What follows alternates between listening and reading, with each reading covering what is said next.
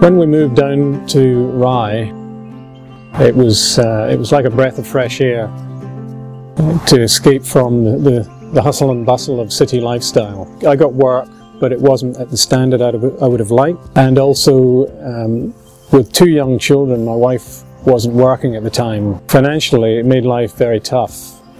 A rugby colleague of mine, he worked for a financial advisor, and he asked me, had I ever thought of seeking financial advice?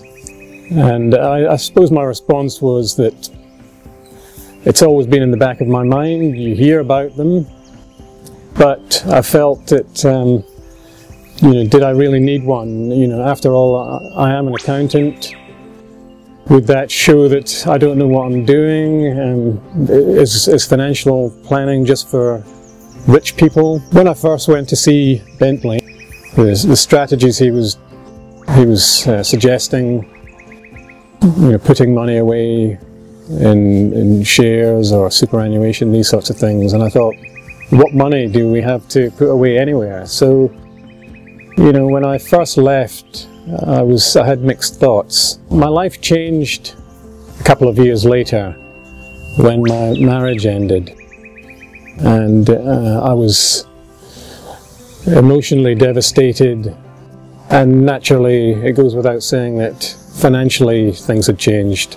I was due to see my financial advisor for our annual get-together, and I told them over the phone what had happened, and they were extremely sympathetic and said, take all the time you need and come and see us when you feel like the time's right.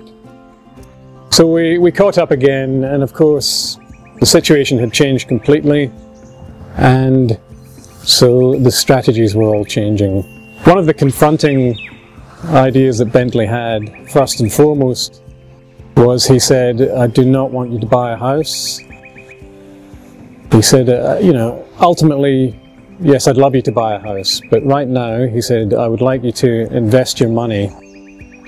And I found that hard to deal with. Emotions were running high, and I knew within myself that Bentley was providing an objective view, and rather than me running off and making a fairly major decision, such as buying a house, I was going to listen to the voice of reason.